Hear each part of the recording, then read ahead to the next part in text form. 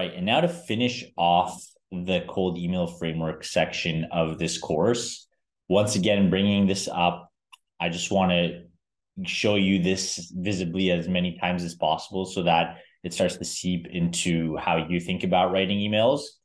And what I want to do now is actually go through some examples that I've used in the past. And the great thing about this cold email framework is that it's tried and tested across multiple personas at different types of companies. So I've sold into engineering, I've sold into sales and proposal teams.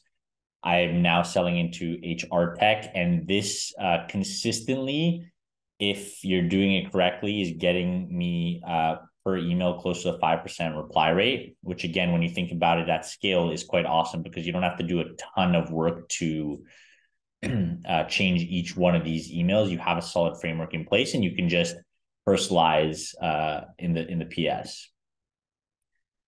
So here's one example that we used at PLATO. So I talked a bit about the subject line here where we really call out direct reports by name and provoke the cost of inaction. So subject line, what happens if Ryan or Kareen leave? So this was reaching out to Butler, who is the head of product and engineering at Ambition, went and found out that Ryan and Kareen were engineering managers on his team. Again, we're trying to sell them an engineering mentorship platform. So what I'm doing here is I went on LinkedIn and essentially found out at one point that the engineering team was experiencing some attrition. So I pointed that out to Butler and provided that executive level insight right away. Then the important thing here was tying the context to the problem and talking about the current state. So, while the average engineering org experiences 18% annual attrition, I'd imagine that retention might be top of mind.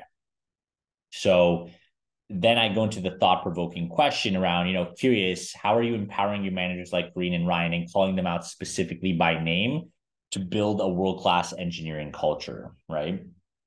Now, keep in mind, this was an email that worked really well when the market was doing very well, like engineers were getting paid crazy salaries and people were leaving nonstop. So teams were looking into like, how do we retain this engineering leadership team? And that's why this like really hit home, I think. Then the next part here, the ideal state, showing the ideal state with some social proof. So Apartment List was a case study that we had. It was a similar size company. Remember how important that relevant social proof is. And pretty much just called out that we were able to help reduce annual engineering attrition from 10% to 1%. Now, generally speaking, I do like to stay away from percentage points. I don't think it tells a great story. And I mentioned this when we were talking about the copywriting law of telling a great story. It's more powerful to use a narrative-based descriptive language. In this case, though, what we found out through experimentation is that engineers generally actually like numbers. So I think in this case, it was okay to do that. And then the interest-based CTA. Now the PS line, so you see how the body of the email here is all about a relevant problem that Butler's facing. I'm not doing any one-to-one personalization really.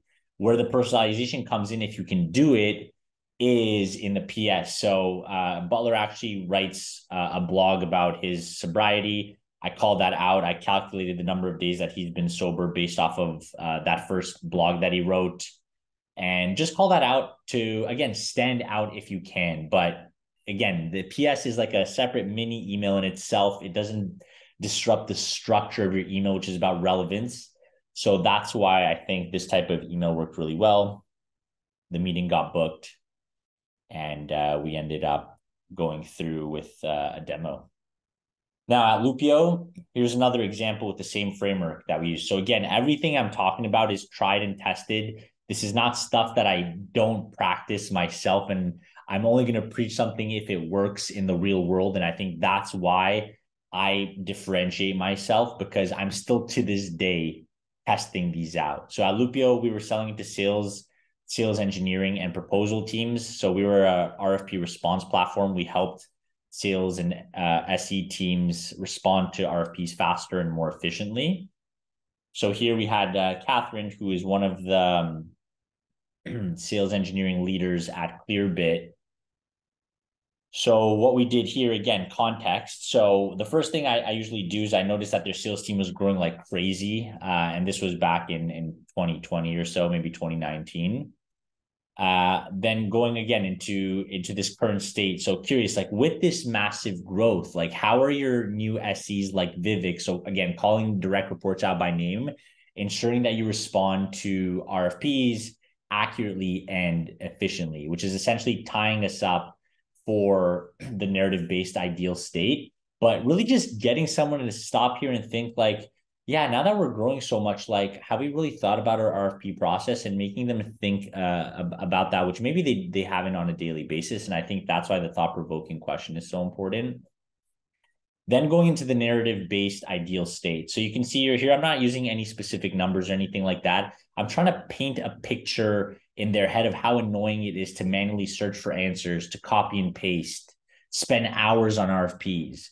And then I use ZoomInfo because ZoomInfo is somewhat of a direct competitor to Clearbit. So I thought it would be relevant in this case. And then again, interest-based CTA, trying to facilitate a conversation, not trying to get a meeting booked. And then this was at the time where I noticed that she was a huge Trailblazers fan. Hope the Blazers make the playoff. There's still a possibility. So just a little bit of a relevant thing here. Again, doesn't disrupt the fact that this email is based off a real problem that Catherine might be facing. Obviously got this meeting booked as well. So you can start seeing the theme here. A lot of people ask me, like, especially when you're a startup, let's say you don't really have social proof. And I wanted to give you an example here where right now at Barley, we're a new startup. We're just starting to develop our first case studies. So here's an email that I'm using where I can't necessarily use social proof, but follows the same structure.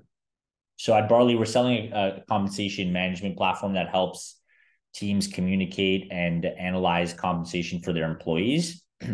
One thing that I realized was that when I went on any company's Glassdoor profile, there was always somebody complaining about compensation. So when I think about the context or the trigger for me reaching out, I was going and reaching out to specific people and being like, hey, I was reviewing your Glassdoor profile. I noticed a range of comments around compensation, which tends to be the case for most organizations.